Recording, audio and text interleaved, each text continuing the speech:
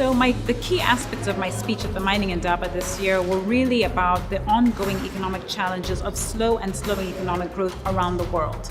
Obviously, there are implications for Africa. The forecasts for Africa are expected to be around a 3% growth rate this year, far below the 7% that is needed in order to double per capita incomes in one generation. Of course, a lot of that is being dragged down by, the growth rates have been dragged down by the very large economies such as South Africa and Nigeria. So the global picture is very weak. The United States, which remains the largest economy in the world, grew at 1.6% last year. Very, very weak growth in an environment where we do need them to set the standards and to lead in many of the growth opportunities in terms of trade and foreign direct investment.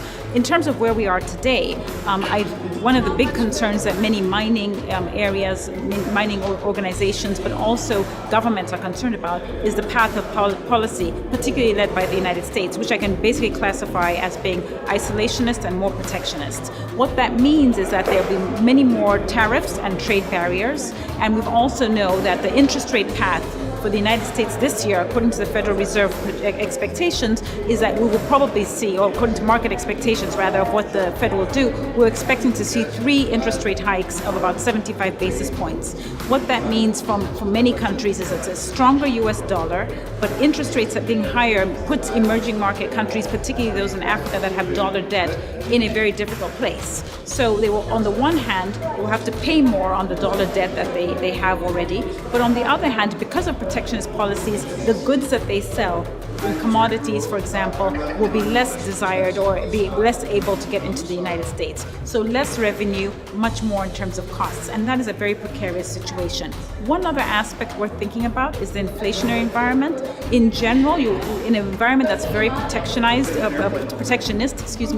such as the United States will be, that type of an environment could lead to much more localized inflation. Higher inflation in the United States could translate into more deflation in many countries, including in Africa. And the deflationary environment, as we know, can be very challenging to grow with, because then you end up with very low aggregate demand and a lot of challenges for the governments. So I think in a nutshell, I do think that the United States will be facing higher probability of a recession in 2018, particularly at the end of 2018, and those consequences in terms of foreign direct investment, in terms of trade, not just with Africa, but with Africa's other partners such as China, has significant implications for where the economy's expectations should be for the next couple of years. I am delighted to be at the Mining Indaba again in 2017. I have been here previously. Certainly this year it feels like a lot more investors, a lot more people in the audience, it felt to me when I was doing my presentation.